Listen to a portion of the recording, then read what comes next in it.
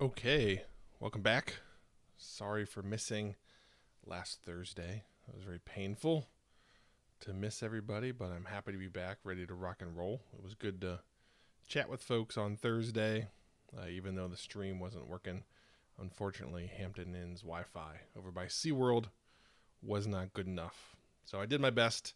I even did some tests before that. I felt kind of responsible because I was able to do some testing before that, but then when it went for real, it just didn't go. So happy to be back. Happy to chat with everyone again today. Bring your questions, bring your ideas. For those of you that may be new, you can put your questions in the chat. I will do my best to answer. And as always, our fantastic chat room and the rest of the audience. I guess that's what we say, audience. I don't know.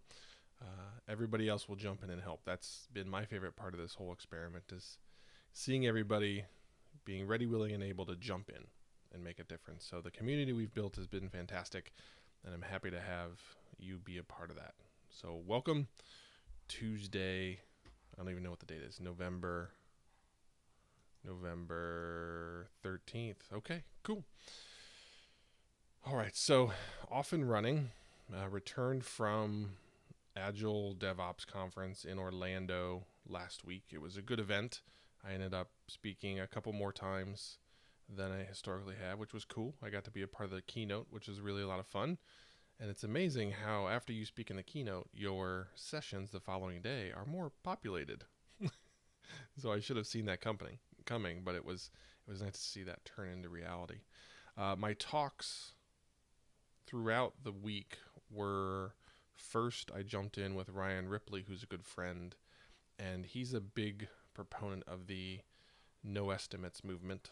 So I spent some time. There's about an hour worth of a panel in there. Actually, it wasn't. It was labeled as a panel, but he worked it as a UX fishbowl, which I had never been a part of. So it was a experiment for me as well. I'll try and describe that. Maybe you've seen it. It was an interesting approach, and I've even heard some companies doing this with their like company roundtables and things like that. So what happened, there were concentric circles of chairs set up, and in the center circle were the panel. So myself, a couple other coaches that were there speaking, Ryan asked us to step in and just get the party started. There was an open chair, and if anybody wanted to come in and be a part of the conversation, that didn't mean you couldn't ask questions. So if you were just asking questions, you could stay in the outer circles and be in the safe mode rather than being in the center. But if you wanted to get in on the conversation, you would sit into that open chair. And the interesting thing was that when somebody would sit in that open chair and fill in all those seats in the center circle, somebody had to get up to leave that open for somebody else to jump into the discussion. And it worked way better than expected. And I thought it was an interesting approach that you could bring to a company roundtable or something like that, where leaderships or executives are doing a town hall to really drive the engagement. Oh, Fire Sue. Yeah, so Bob. So I love Bob to death. He taught me a lot of things. Bob can get very prescriptive. Very prescriptive. And there's times when it's appropriate. I'm not suggesting to not be prescriptive, but Bob will bring the hammer at times. And it's appropriate. I don't necessarily swing the same hammer that Bob does, but I know Bob is a fantastic trainer, fantastic teacher. Like I said, I've learned many things from him, so I'm happy to hear that the cow class is going well with Mr. Galen. I'm happy to hear that Fire Sue is there, one of the founding members of this channel. So fantastic. So that talk with Ryan Ripley was interesting. I've gone in and out of the no estimates realm. There's a lot of people that are very passionate about it and think estimates get misused a whole lot, and they just drive more patterns of bad behavior than good behavior. My experience has been a little bit different because I've been able to own things from start to finish. So I've been able to set up an environment where estimates can't be misused. So I have less of a frustration with them than many other folks do. But again, that's because I've been lucky enough to be in a position to where I can essentially control it, the whole soup to nuts idea. been able to own it all from start to finish. So that's enabled us to be more comfortable with estimates because we didn't have somebody misusing them in the ways that they often get misused by, unfortunately, which scars so many people. I've been scarred by that. So after that, lightning keynotes. So Bob owned the keynote session on, let's see, would have been Wednesday afternoon. So Wednesday evening, at the end of the day, TechWell has a keynote session where they bring everybody back into the big room. Bob had, I think there were about 9 of us that did a 5-minute lightning keynote session. And I tackled a blog post I had written not too long ago about the one key question I use when hiring. And I actually helped a friend. So Eric, who's here quite often and helping out in chat, he's going to use this question today. He's doing an interview, and we just chatted via Slack a little bit and just kind of helped frame that a little bit for him. And the question that I ask, it's not really a question, it's a discussion.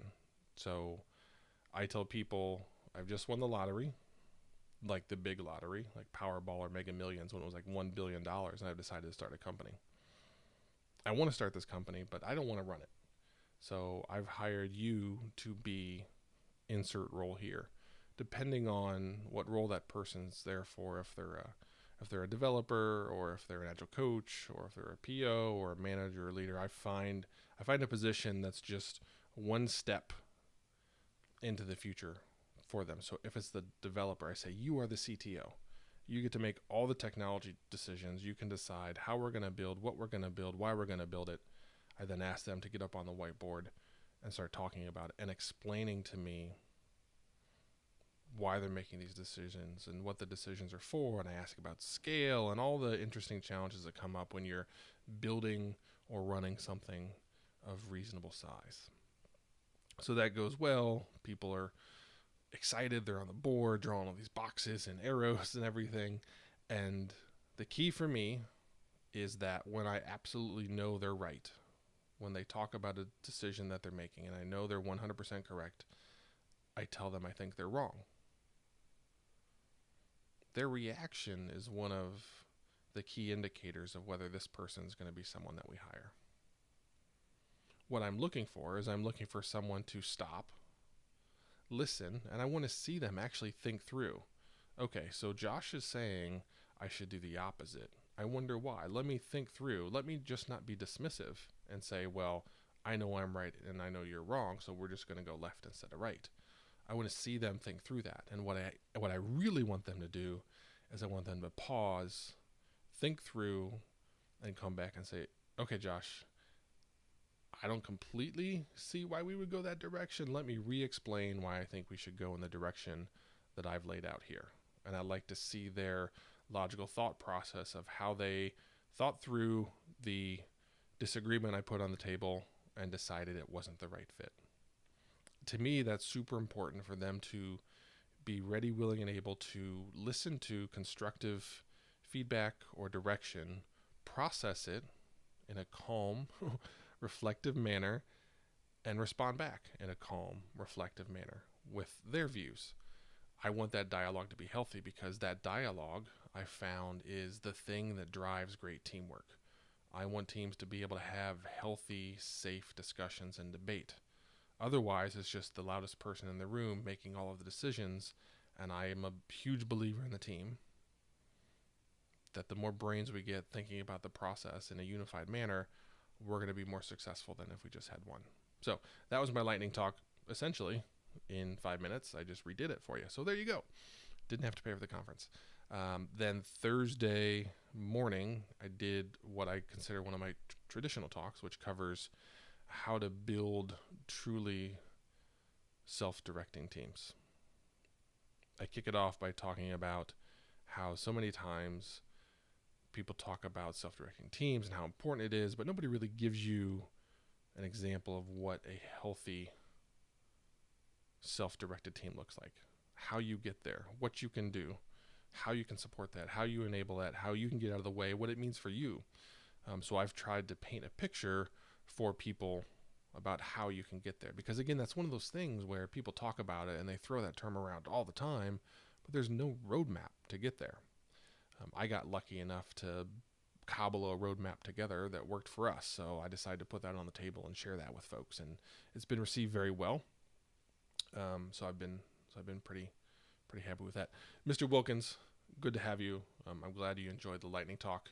I think in reality I give lightning talks like at the start of every one of these, so that appears to be a theme I've got going. I like to come prepared with something to chat about and hopefully drive the conversation until folks jump in with questions or concerns or anything like that. So if you do have questions and you're out there, I see 6 of you out there, at least according to that Twitch counter in the upper left-hand corner.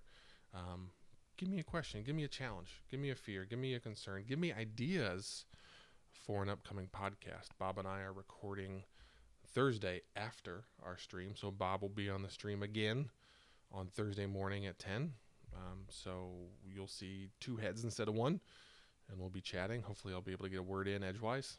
And then after that, we're doing a recording session. So if you have any things for us to talk about on Thursday, let us know now. Be happy to get that queued up and ready to roll.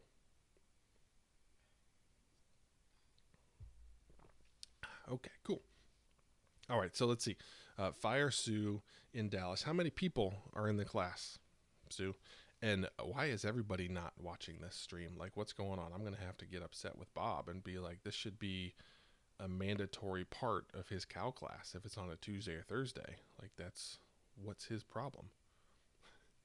So I'll have to chat with him and figure out how I can get him to change his course material to align more closely with our live stream to support you. Oh, gosh. So, Mr. Wilkins, how's the job search going? Can we help you in any way? Get any progress? Run into any frustrations or concerns that we can help with? Or you're just out practicing your free throws, or working on your windmill dunks like Uncle Dominique.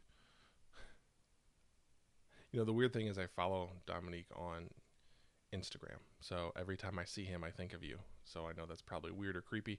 I apologize for that.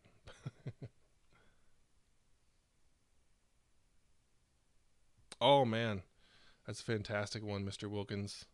That is one of those things. I've actually talked to a couple other folks in your same position, and the approach that I've suggested to them is find a way to do the job in whatever part of your life, in your daily routine, whatever it may be.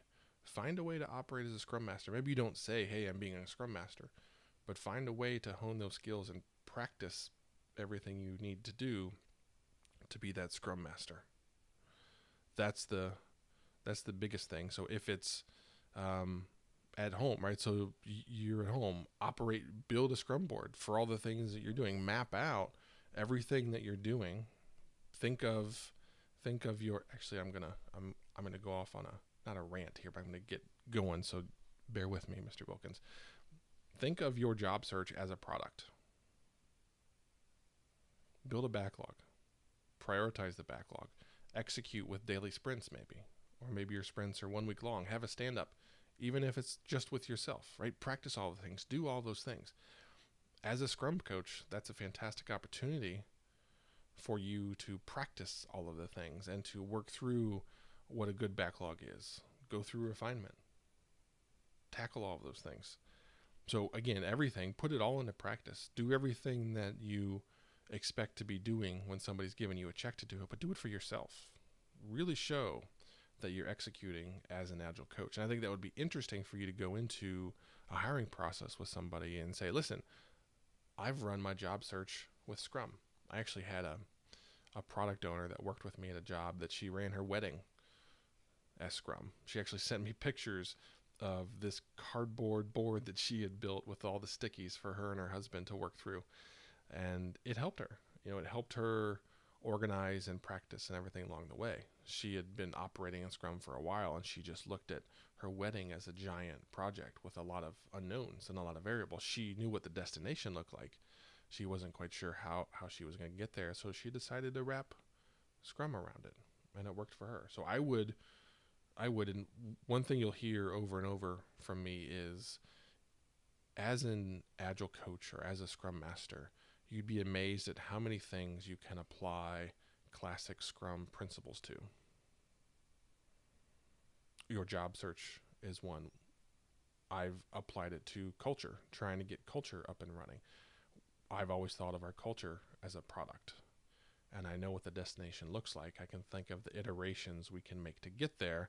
I can think of the steps that we need to get there, but I need to focus on what I need to do now while also having one eye on that vision that's out there of where I want to be. But I can't get too caught up in the vision. I've got to start executing. So Mr. Wilkins, am a huge fan of just doing the job. So even when I go and coach companies, I spend a minimal amount of training up front on what Scrum and Agile is or isn't. I want to start doing as much as possible. So that's my suggestion to you, is find a way in your everyday life to start doing the role. That'll be a fantastic example when you go and you're talking with that hiring manager. They talk about, well, hey, what have you done? You can be like, yeah, well, here, I'm operating my job search in Scrum. I'm my own Scrum Master. I'm my own PO. Yeah. So that's cool. And you know what? That would probably be a pretty cool blog post after that. It would be interesting. I'm sure somebody else has done that. Somebody else had to have done that. So let me do a quick search.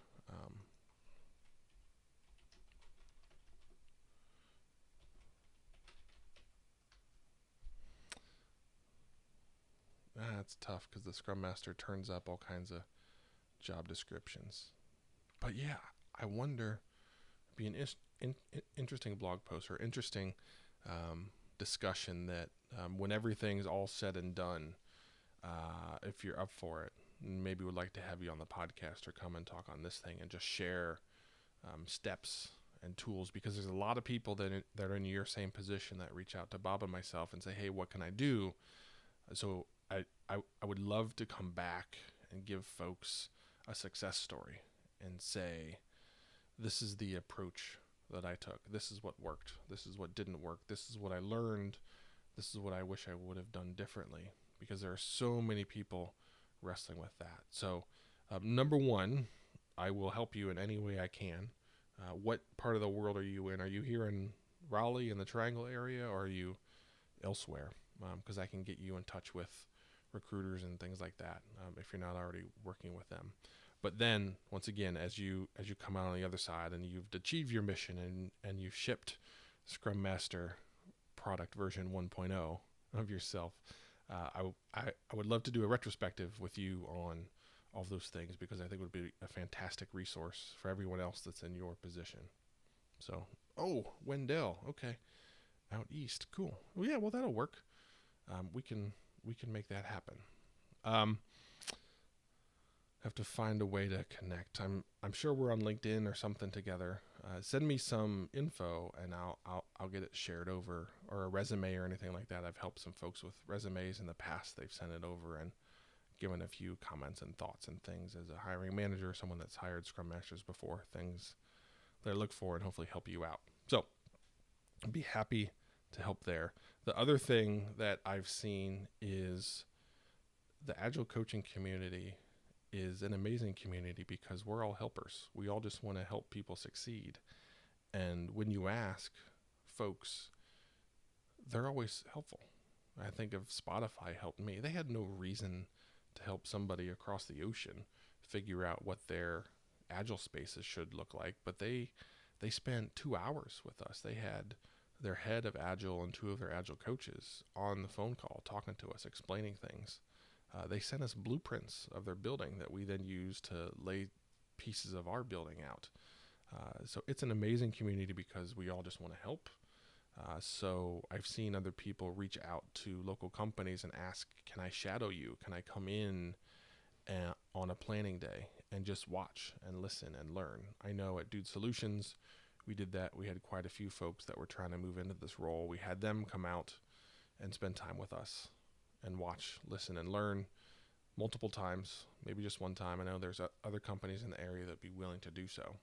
So that Agile Dojo Slack, if you're on that, that's a good resource. You can use that. Of course, this Twitch channel is a pretty darn good resource. So we'd be happy to help you there. Again, just reach out. I think you'll be amazed at the response that you'll get. That's one thing that I continue to be blown away by is watching other people and their willingness to help other coaches get into this, because it is one of those where you don't really go to school to be a Scrum Master. Everybody has their own path to get there.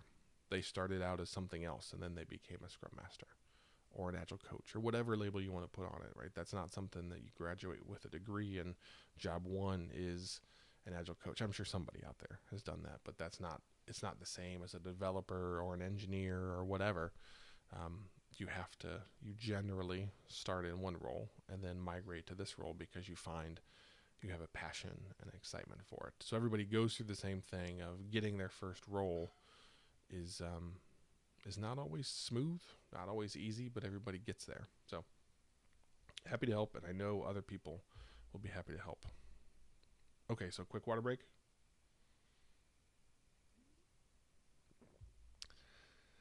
Let's see, things to cover. If you're new and you've not hit the follow button, you can do so. Up above, it may look like a heart, depending on what system you're on.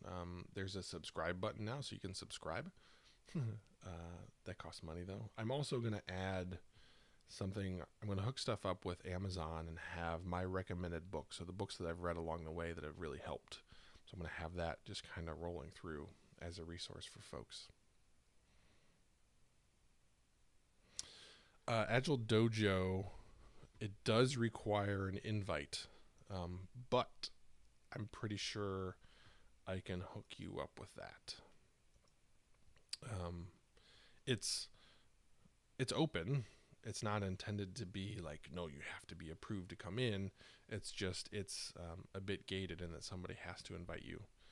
But I've never seen anybody be turned away. And it's been a pretty fantastic resource.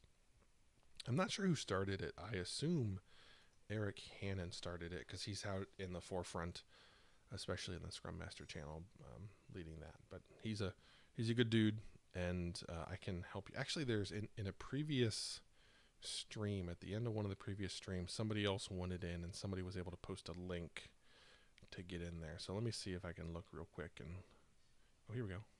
Invite people.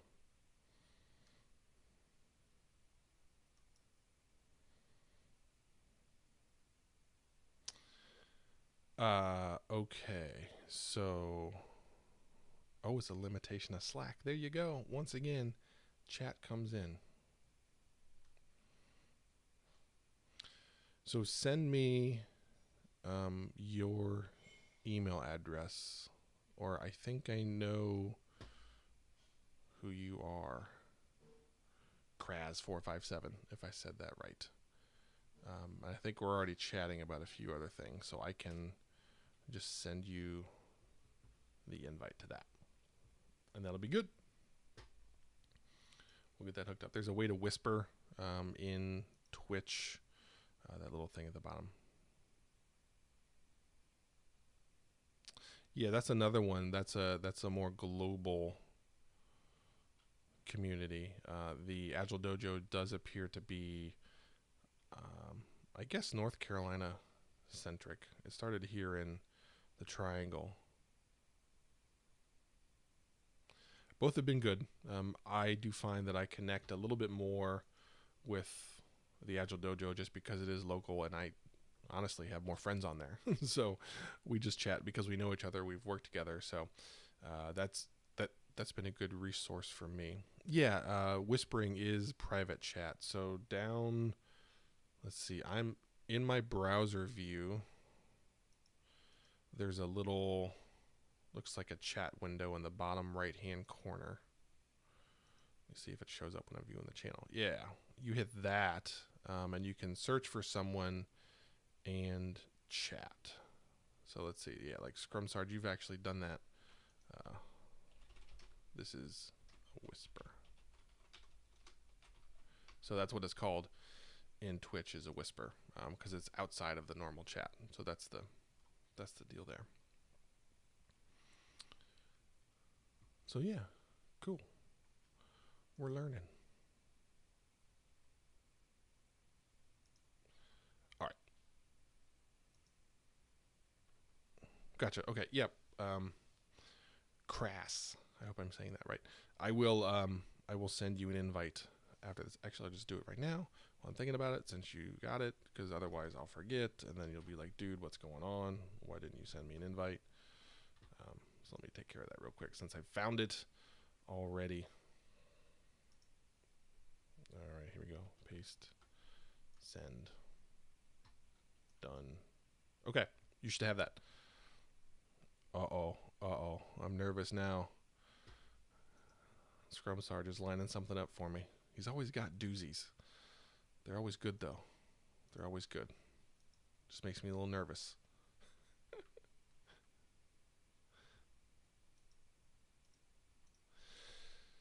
All right, let's see what he's got for us. Cool. All right, so you got the invite. Good. Yeah, so those are two really good Slack channels. Engage. The biggest thing I can tell you is to engage in those. Those have been a really good resource to connect with others and stay on top of events.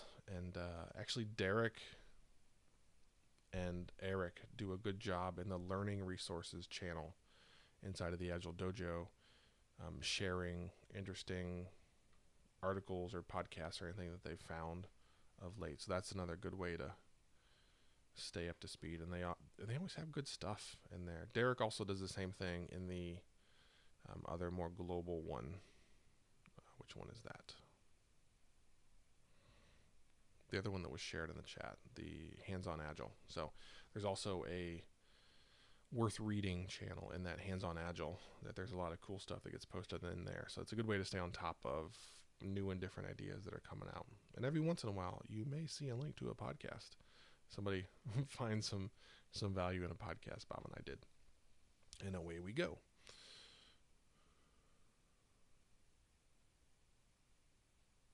Oh, man. Okay. So, Scrum Sarge is asking about how much responsibility should we have as coaches for our team/department's growth and team/department's results. My argument is, if you don't have responsibility for it, if you aren't tied to their success, then what are you doing?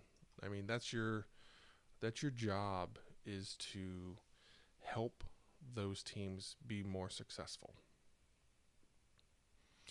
Where you can get into trouble is trying to do too much.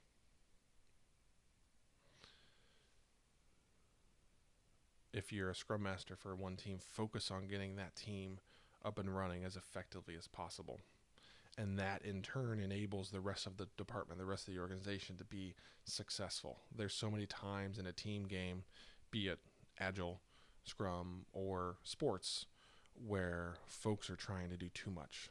They're not trying to maximize their effectiveness in their existing role and make what they've been asked to focus on, as great as it can be. When everybody does that collectively, everybody wins. I'm not saying you do that forever, but there's one of those things where you do a good enough job with your team and they start to run themselves. And now you've afforded yourself the opportunity to start look elsewhere and start to think, where else can I help?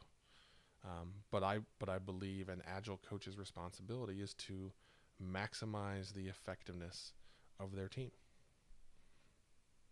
And that usually manifests itself in growth and ultimately results. Just like anything, the more successful things are, the more willing people are to invest in those things. So that growth is in direct response to the success that you've helped create. So it's a tough role. It's very similar to being a manager or supervisor or a leader or something like that, where your success is defined by the execution of other people. But that's what a coach really is. That's when a coach really wins, is when they can find a way to get that group of people to execute more effectively. That's what coaching is all about. That's why it's so hard. Because, yeah, you could run in and grab them by the scruff of the neck and tell them to do it this way. But in reality, you aren't teaching them to fish. So when you teach them to fish and they begin to show you this self-fulfilling prophecy of I've taught them all this and they're doing it on their own without me poking and prodding them, that's when you win. That's scary. It's hard. It takes a lot of trust. Ooh, I'm going to check this out. Barry.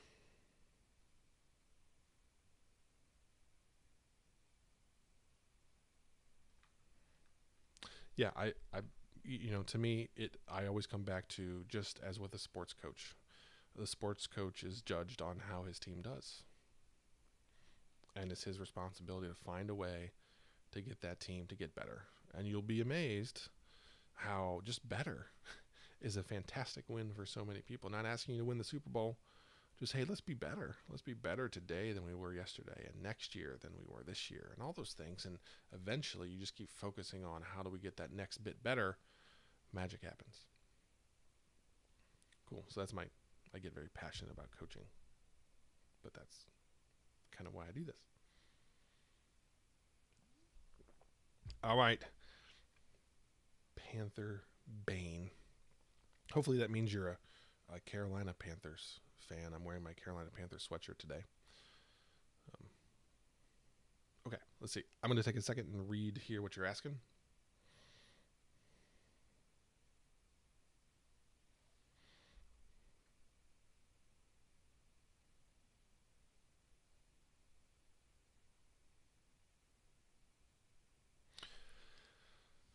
Well, Panther Bane, that's an interesting question. And my initial response is, what do you want to do? If you want to grow into a leadership position, then that's a fantastic opportunity. I think there's value in having someone lead the charge and corral the troops and help set a unified vision.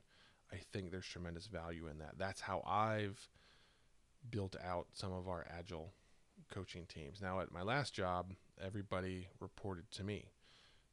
I was the VP, so all the agile coaches reported to me, just like the directors reported to me. But we were getting to the point where there needed to be somebody else that was responsible for owning that, because you do want somebody that can focus their entirety on that. And then at that point, you're coaching the coaches, and those coaches become your scrum team, and you start to focus on how you can enable them to be more effective. And by enabling them to be more effective, you enable the teams to be more effective. And it's this trickle-down theory. So I would push back on you and see what direction do you want to go. Are you ready to go in that direction or not? And if not, then maybe don't go there. I know Eric Hannon over at Transloc was in a position like this not too long ago, and he's moved in towards that leader of agile coaches. So that's a direction that he's gone, and I think it's the right move. I think he's the right point in his career where he was ready to do that.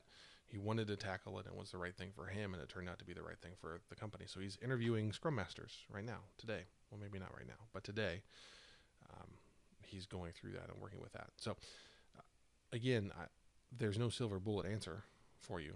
I think you've got to find out what's right. And as somebody who went into a leadership role very eagerly, just look before you leap and recognize that when you move into that role, you're going to spend less time doing the thing that you potentially love, which may be being a scrum master. So again, it just depends on where you're at in your career. Are you ready to spend less time being a hands-on agile coach?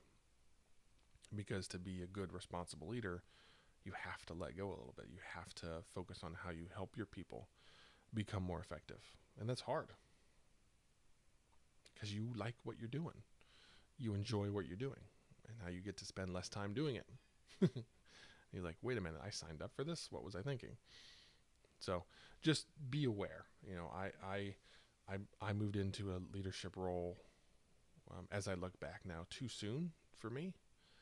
It helped me get to where I wanted to get to, but in those first couple years, I really started to miss the coding, and I wished I hadn't taken that leap yet. So just just know what you're signing up for. That's the recommendation I give to everyone that's thinking about moving into a management role or leadership role or anything like that. Is just recognize, yes, there's all this cool stuff you're going to get to do, but also there's some cool stuff you're not going to get to do because your focus is going to be elsewhere. So just go in with your eyes wide open and you'll be fine. I think if you can answer that question for yourself, then I think you'll be okay. I do think if you just keep hiring Scrum Masters and you get to 5, 6, 7, 8, something like that, somebody's going to need to be in a leadership role. So maybe you can evolve into it. Maybe you start with it as a community of practice approach, and then you evolve into that leader. Maybe you try it out. Maybe you can do an MVP, stuff like that. Iterate there, heaven forbid. It's a crazy idea. So, you never answered the Panthers question. Although you may not want to say you're a Panthers fan after last week's destruction that Pittsburgh gave us. It was painful. Painful to watch. But such is life. Actually, I guess if your name is Pantherbane, you're probably somebody Panthers don't like. So, okay. Probably the Saints or the Buccaneers or something like that, or something completely different. But whatever, that's cool. So yeah, just be aware. Oh, well, a book series I got to add to my list. Hold on. Add this to Amazon. So they're that good? They're that good? Wilder King? Oh, it's a trilogy. Oh, man. All right. Well, I'm going to add that. Here's a question. I've got audible.com. Do you think it's a reading book, or would I be okay doing an audiobook? I'm assuming you've read all 3 books at least once. So trying to decide, do I just buy the official traditional book or go with audible.com? So let me know what you think. I'd be happy to try that out. I always enjoy a recommendation of books like that. So that'll be cool. So while we're on it, actually, I referenced books a couple times, and some of the things I'm going to put in the Twitch channel around books and recommendations. What books have folks found most useful in their career? So I know Mr. Wilkins, as I refer to him, has referenced books and things like that. Okay, so audio is good. Cool. I will add, let's see, The Bark of the Bog Owl. I like it already. That's pretty funny. All right, here we go. Buy with Audible credit. Done. I am now a Wilder King book series owner. Sweet. All right, well, there you go. I learned something new today. Thank you, Pantherbane. I look forward to that. So besides the Wilder King series, what books are out there? I will share a couple of mine with you. Actually, in the talk that I gave last week, I referenced 2 key books that I've found insanely useful. The first one is Debugging Teams. That's something that I make every new team read together. We do it like a book club, and that's been a fantastic book. It's actually the second version. I forget what the first version was called. It was a different name, the first edition. And what it is, it's a summary of 2 folks that are in Google Ventures, and they've gone around and looked at how teams became effective and started to identify consistent qualities that if they saw these qualities in a team, they knew they were going to be successful. So I found that that's very useful in giving teams a definition of what that finish line looks like. This is what we can aspire to be together. That gets us all on the same page of this is what good looks like, as opposed to just wandering the earth and trying to figure out what works best for us. So that's something that I've bought. I can't imagine how many times I've bought that book. I buy one for every team member. That's just part of my training budget that's built in. And then every team reads it together. And it's interesting, even when teams reshuffle and there are existing members of our organization that are now on a new team together, teams have volunteered to read the book together and use that as a reset for everybody to get on the same page and really build out that definition of done, of what done looks like for them as a team. It's been very helpful for them to just level set and get on the same page. So I'm going to check out, let's see, coaching for performance. Oh, I didn't type that.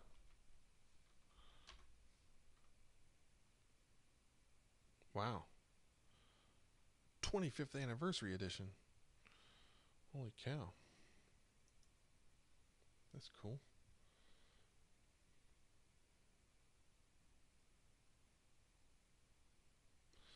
All right, so that we've got coaching for performance, 360-degree leader.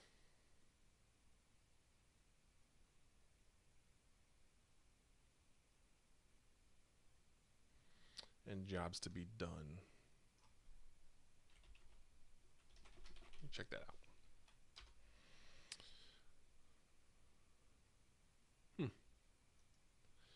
Interesting.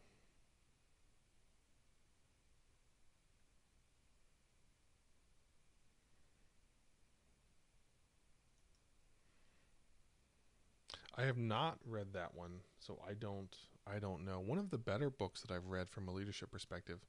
Wow, that's a strong word. So Turn the Ship Around was really good for me. It's a book about a submarine captain that turned basically the laughingstock of the Navy into one of the better boats in the Navy, and how he went and transformed that. It was full of good practical stories around changing mindsets, because when he inherited that submarine, it was a culture, it was a mindset problem, and he had to tackle that, and he had to enlist help to figure out how he can transform this culture from people accepting and just willing to deal with the fact that they were pretty much the worst boat in the Navy, and they were cool with it, right? They'd become complacent. And it's just like, it's not going to get any better, so I'll just roll with it. And he was brought in, and he was able to flip that around. So that's something that I found very useful in dealing with agile transformations, because you get called in to change a culture. That's really what it is about. It's a culture of transparency and trust and everything that goes along with that. And there's a lot of inherent old habits that are out there that you have to bust through and build new ones on top of. So that's been a book that's been very good for me. Like I said, I'm going to try and get some sort of rotation of suggested books over here in the bottom right hand corner or something, so you don't have to stare at the arm from my microphone. Give you something of use there. So I'm working on that, get that set up. I think that'll be good. But no, I have not read Jobs to be Done. I guess no one else has, since they aren't jumping in with any opinions yet. So cool. Those are all good.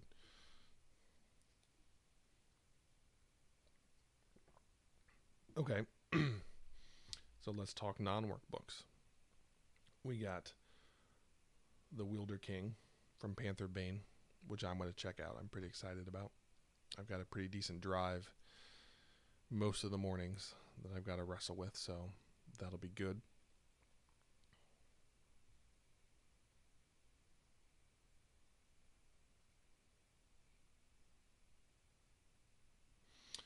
Oh, that's a good question, Scrum Sarge. I've never seen his video. I got that book recommended to me probably 4 or 5 years ago, and I read it right away, and it was really good. It was one of the few that I really tore right through. I've never watched any of the videos, so I don't know. The one thing that the book does do a good job of is at the end of each chapter, it wraps up with questions it gives you to ask yourself and to ask your team that's leading the change, and it helps you apply it. It helps you take the stories that he's given you in that chapter, and here's how you go and try and apply it to your job. Are you doing these things? If not, you should probably do these things. So I found that pretty beneficial as thought provokers and things I should go be doing, because I might read that chapter and really like it, but okay, how do I put it into practice? So I found at the end of each chapter that book gave me nice pointers and nice direction and nice cues on how to go execute on those things I just learned in that chapter. So I don't know about the stories from the videos. It might be the exact same stories. I don't know, but I do think the book does a nice job of wrapping that up. So maybe go to Barnes & Noble, check it out, flip to the end of the chapters, and see if you think there's any value in that. Again, I did think the book was pretty darn good. So, but I hadn't watched any of the videos before, so I had no other frame of reference or no other info about his stories.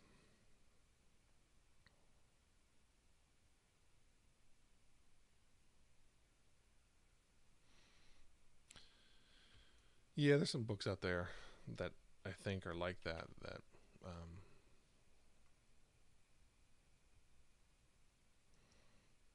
people find interesting. A couple books, off the radar. Yeah, okay, well there you go, Sarge. So I would crack open the book and look at the end of the chapter and just see if you find value from that. And maybe you skim through the chapters because you've seen the videos. But those end of chapter questions I found, while I didn't necessarily do all of them, they at least got me thinking about how I could apply that. So that was good and helped me. So that was one of those things that I definitely found value in that book, and I gave that book to all my leaders, and we read that together. And just again trying to help people change that mindset. Hey, it's all right, man. We're here to do work-related stuff. Panther, you can ask those questions all day long.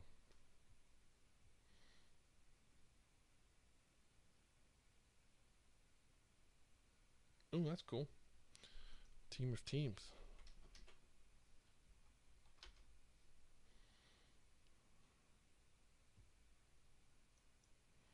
Yeah, that's one thing that I've found is I found a lot of success, and I've spent a lot of time just reading books about teams. So I actually read a book about Bill Belichick, because while I don't like the Panthers, I certainly not the Panthers, the Patriots. I do like the Panthers.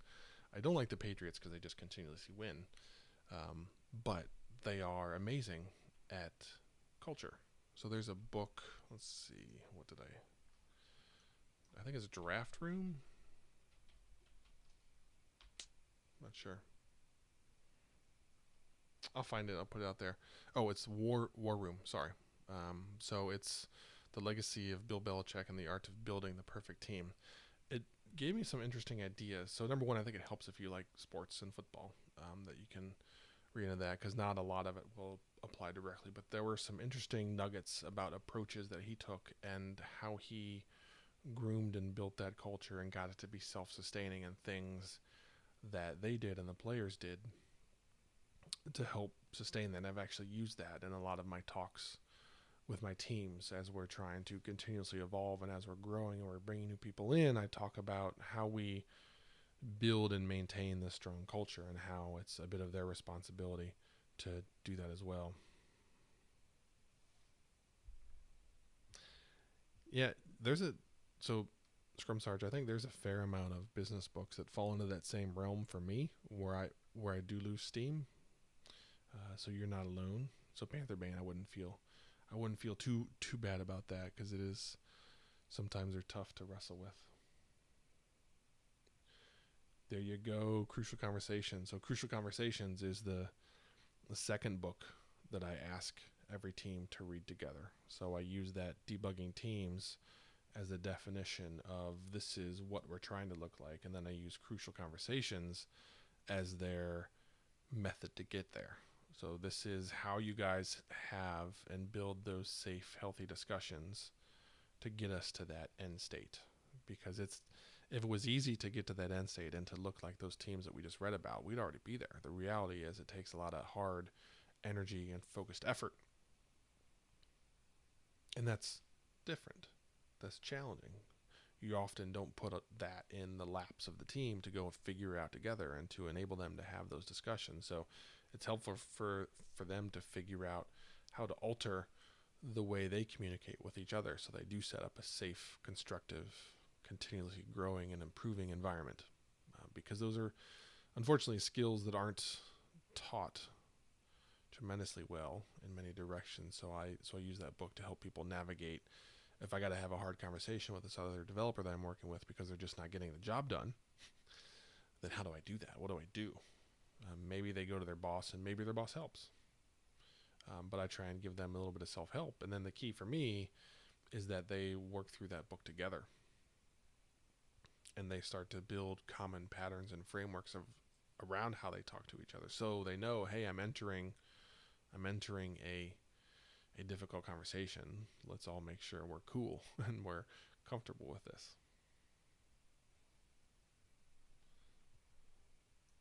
Man, you guys are on fire with the book recommendations.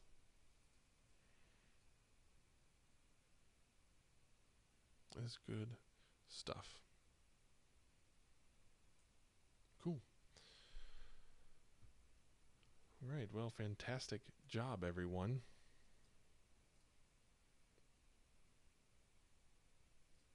All right. Well, we've got a handful of minutes left over here before I got to run off and tackle some other things. If you have any more questions, let me know. Otherwise, keep shooting those books out. That's one of those things that I think is a tremendous resource for people in the community. Really helps as well. So, oh gosh, nonviolent communication. That's an interesting title. Oh, all right, hoax. Why is it not the best move? I mean, that's the. If you're not happy doing what you're doing, then why keep doing it? If you found a path that you can map to get to where you want to be, yeah, I understand the no job and no money thing. Can you find a way to limp along and get there? Because here's what I've learned over the years is that if you're going to be in a situation, so let's pretend you stay in your job. So the next 20 years you hate your job. How does that future sound? It doesn't sound very good to me. I don't think you'd be very happy with yourself in that situation. So I would, if you've found something you think can make you happier on a day-to-day basis, then go chase it. I get that it would be hard. I get that money would be tight. But I think you can do that.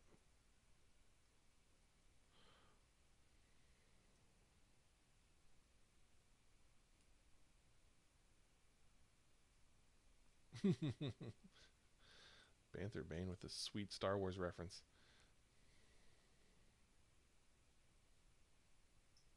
So there's no market for what you want to go do. Again, I come back to it. If there is a market and you're unhappy, so there's clearly a market for the job you're in right now. Clearly, somebody's paying you to do something. The unfortunate side effect is that you're not happy doing it.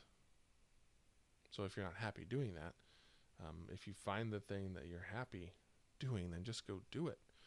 And I think if you've got enough creativity in there, I bet you can find a way to build a market around it.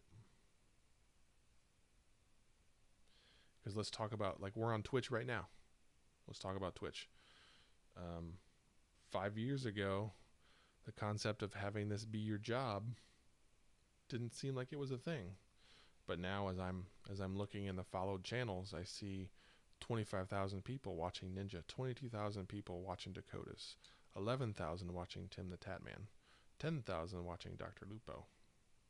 So all these people out there that have created a market together. I would just find that passion. That's the only recommendation I can give to you, is really understanding how your life would look if you're in a market but you just don't like going to work every day. Is that a place you want to be in? Maybe it's good enough. Maybe it's not. Maybe you're happy enough. Maybe you've got enough other things built around you. But if you're at the point where you're saying you want to quit your job and go back to school, then I would encourage you to give it a shot. Try it. I mean, Scrum Sarge, look at that. 10 years. 10 years. Yeah, there you go. 8 people. 8 people watching this. This is not paying the bills for me. um, it's not the intent. Now my kids want to be a Twitch streamer. That's what they want to do. They all want to be Ninja. But yeah, and who knows, right? And who knows, to Sarge's point, maybe in 2 or 3 years, this does pay bills. Maybe it's become big enough and that 9 turns into 9,000 or 90,000 or who knows what, right? But I do this because I'm passionate about it and I enjoy the community that we've built together and everything that goes along with that. So I think, and I know there have been certain situations in my life where I knew what I wanted to do. It wasn't what I was doing. It was scary and uncertain. But I also knew that if I looked back at my life 5-10 years from now, I'd probably be pretty upset with myself for not taking that chance. So, Hoax, I encourage you to bet on yourself, right? If you really believe in yourself, you really believe in that thing you want to do, bet on yourself. Assume you're going to get it. Man, basketball references from Mr. Wilkins. Michael Jordan here locally with the ceiling as the roof reference. That's good.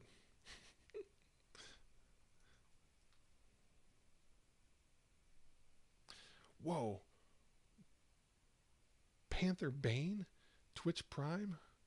Holy guacamole. I can't wait to tell my son. You just made my day, Panther Bane. That is fantastic. Thank you so much. That's so exciting. Yeah, man. Thanks a million for that. That's cool. You are the first subscriber here to our channel. So thanks a bunch for that. So Hoax, again, here's the mindset I take. I bet on myself. If you're passionate enough that you want to walk out of your job, bet on yourself. Go make it happen. If there's not a market, create a market. Will it be easy?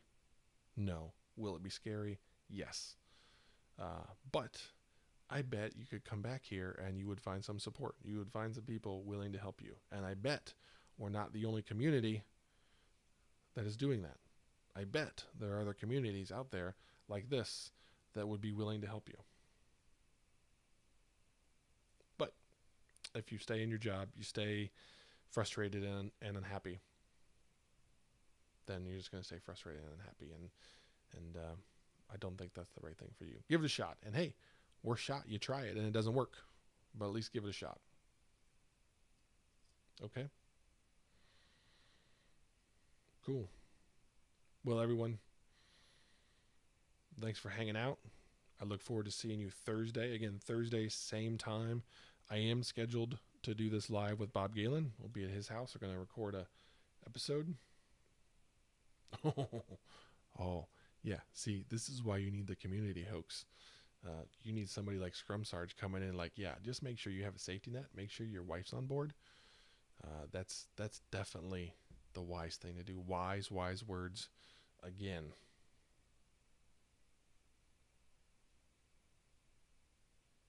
Man, Panther Bane.